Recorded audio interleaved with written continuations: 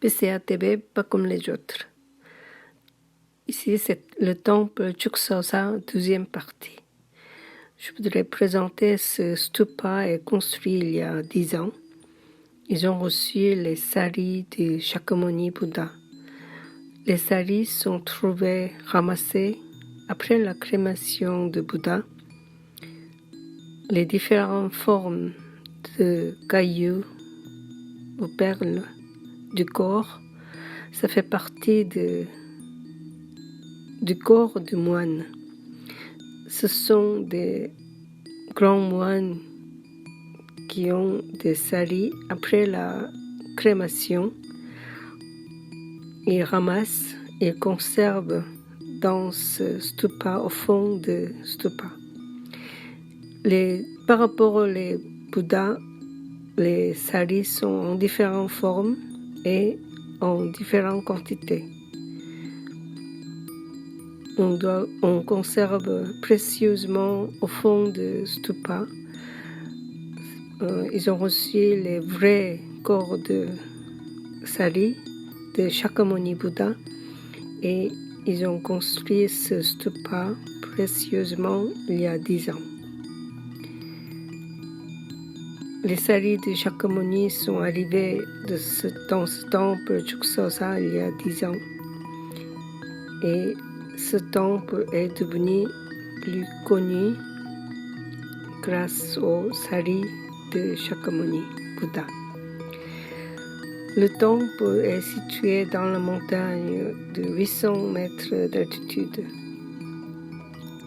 et le Birojana, grand moine de Birojana qui protège ce temple et les saris de Shakyamuni.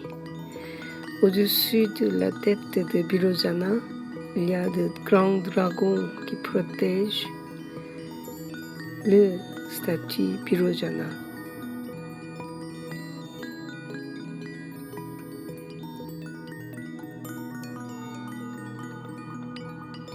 Et le grand dragon qui protège bien ce Birojana est le temple Chuksosa. Ce temple Chuksosa est connu pour le coucher du soleil. Comme la montagne est située vers l'ouest et on peut admirer la belle couleur du coucher du soleil à travers les montagnes qui sont en face. On peut admirer la belle couleur de crépuscule et ça fait partie de l'histoire de ce temple.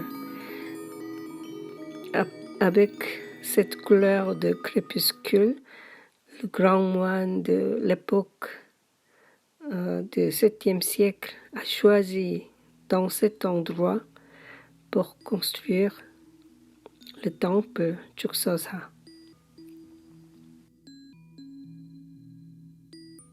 On est monté vers 4 heures de l'après-midi dans cette montagne. On est resté jusqu'à 6h, 6h30 pour admirer le coucher du soleil. Ça fait partie de belles promenades dans ce temple Chuksosa.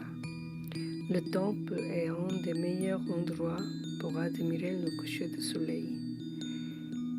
Et ça fait partie de la méditation dans le calme absolu. Il n'y a pas beaucoup de monde dans cette heure-ci. On peut admirer la belle couleur de crépuscule de cette montagne.